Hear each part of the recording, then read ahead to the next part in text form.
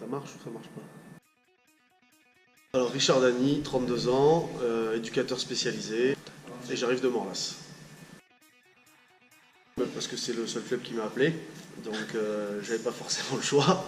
Et après, quand je suis venu ici, j'avoue que cette petite odeur de chocolat m'a fait vriller et voilà, j'ai pas pu refuser. Je vais en avoir deux. Je vais avoir le titre de champion de France avec la sélection du Béarn.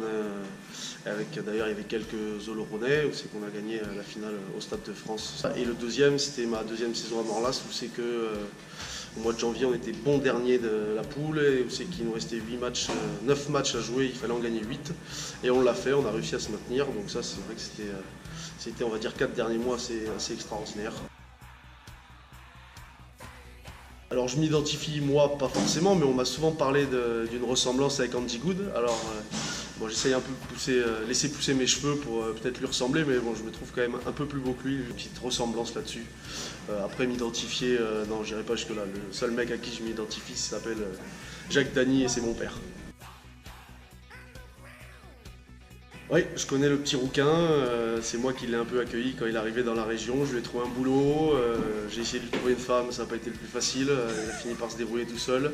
Je sais qu'ici il a gardé un bon souvenir, moi c'est un ami, quelqu'un que j'aime beaucoup, avec qui j'ai eu la chance d'être champion de France, avec qui je suis toujours en contact et j'ai hâte de jouer contre lui, puisque je sais que souvent quand c'est un peu chaud c'est lui qui ramasse, donc la slip sera toute trouvée. Voilà, je t'embrasse. C'est dommage parce que je commence à avoir pas mal de copains à Moléon, mais s'il faut retracer ça, ok. Eh ben, c'est lors de cette fameuse saison là où c'est qu'on va gagner à Moléon, on va dire dans un match un peu avec un public un peu hostile.